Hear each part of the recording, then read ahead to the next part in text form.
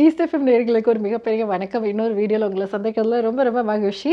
So இப்போத்தைய காலம் வந்து பார்த்தீங்கன்னா எப்படின்னா, நாங்கள் கொஞ்சம் ரிவர்ஸில் போனோன்னா, டைம் ரிவர்ஸில் போனோன்னா, எல்லாரையும் ஒருத்தர் பார்த்து நாங்கள் கதைக்கிறது உண்டு. எங்களுக்கு தேவையான விஷயங்களை நாங்களே தேடி போய் பார்க்குறது உண்டு. எங்கே போனனாலும் கூட ஒரு ஜிபிஎஸ் ஹெல்ப் இல்லாமல் போன காலம் கூட ஞாபகம் இருக்கும். ஆனால் இப்போ வந்து பார்த்திங்கன்னா, நாங்கள் ஷாப் பண்ணுறது முதல் கொண்டு ஏதாவது ஒரு விஷயம் தெரியணும்னா வரைக்கும் எல்லாமே உங்களோட ஒரே கையில் அவைலபிளாக செல்ஃபோனாக ஸ்மார்ட் ஃபோனாக அவைலபிளாக இருக்குது. ஸோ அந்த மாதிரி இந்த இயரோட குவார்ட்டர்லி அப்டேட் தான் நாங்கள் பார்க்க போகிறோம். அதுவும் குறிப்பாக இந்த ஸ்மார்ட் ஃபோன் மார்க்கெட் ஷேர்ஸ் பற்றி தான் பார்க்க போகிறோம். அதுலேயும் டாப் 5 பிராண்ட்ஸ் பற்றி ரிலீஸ் பண்ணியிருக்காங்க. ஸோ இந்த வீடியோ முடியும் போது நாங்கள் டாப் 1ல் இருக்கிற அந்த பிராண்ட் என்னென்னு பார்க்க போகிறோம். பட் உங்களுக்கு அது சர்ப்ரைஸாக இருந்துச்சா இல்லையா அப்படின்றத கீழே மறக்காமல் காமெண்ட் பண்ணுங்கள். அண்ட் இதில் வந்து 5வது இடத்துல ஓப்போ என்ற பிராண்ட் இடம் பிடிச்சிருக்கு. இந்த ஓப்போ வந்து என்னதான் ஒரு சைனீஸ் கம்பெனியாக இருந்தாலுமே இந்தியாவில் வந்து அதிகமான யூசர்ஸ் இதை பாவிக்கிறாங்க. அதுலேயும் 25.8 மில்லியன் யூனிட்ஸை சோல் பண்ணியிருக்காங்க. ஓவர் தி இயர்ஸ் அப்படின்னு பார்க்க போனால் 1.8% எங்களது ஷேர்ஸ் வந்து இப்போது இம்ப்ரூவ் ஆகியிருக்கு.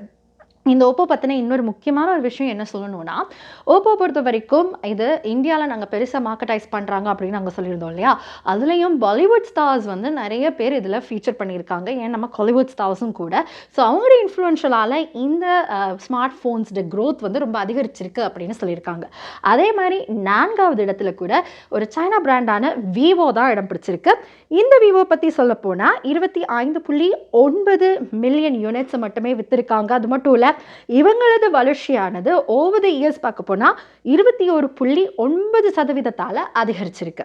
அதே மாதிரி 3வது இடத்துல Xiaomiங்கிற ஒரு ஃபுல் அண்ட் ஃபுல், இந்த Xiaomiன்னு சொன்னால் அவங்களோட லோகோ வந்து எம்ஐயாக இருக்கும். அது வந்து மாடர்ன் இன்டர்நெட்னு சொல்லலாங்க. இல்லாட்டி வந்து பார்த்திங்கன்னா மிஷன் இம்பாசிபிள் அப்படின்றது தான் அவங்களோட ஒரு கோலாக இருக்குது. ஸோ இவங்க மட்டுமே 42.3 மில்லியன் யூனிட்ஸை விற்றுருக்காங்க.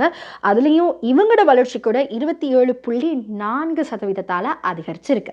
இப்போ நாங்கள் டாப் 2ல் இருக்கிற இந்த ஒரு பிராண்டை பற்றி சொல்லணும்னா, இது வந்து ஒரு வாழ்க்கையில் இருக்கிற ஒரு நடைமுறையாகவே மாறிடுச்சு. இதை வச்சுருந்தா வந்து ரொம்ப பாஷானவங்க அப்படின்னு சொல்லுவாங்க.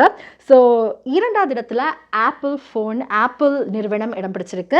45.2 மில்லியன் யூனிட்ஸை மட்டும் செல் பண்ணியிருக்காங்க. அது மட்டும் இல்லை, இவங்களோட வளர்ச்சி ஓவர் தி இயர் 1.5% இருக்குது. ஸோ இப்போ நாங்கள் பார்க்க போகிறது இந்த டாப் 5ல் 1வது இடத்தை பிடிச்ச இடம்.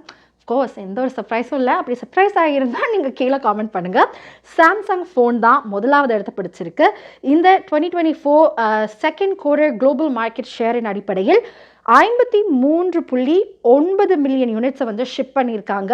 இவங்களது வளர்ச்சி இயர் டு இயர் வளர்ச்சி வந்து பார்த்திங்கன்னா 0.7% அதிகரிச்சிருக்கு.